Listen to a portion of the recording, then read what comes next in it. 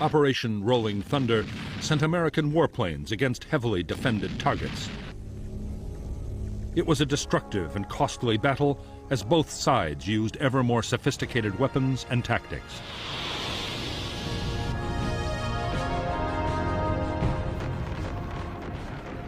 In Rolling Thunder, American aircraft dropped over 650,000 tons of bombs on North Vietnam. There were also massive operations in South Vietnam, supporting American ground troops and against communist supply lines and bases in Laos and Cambodia.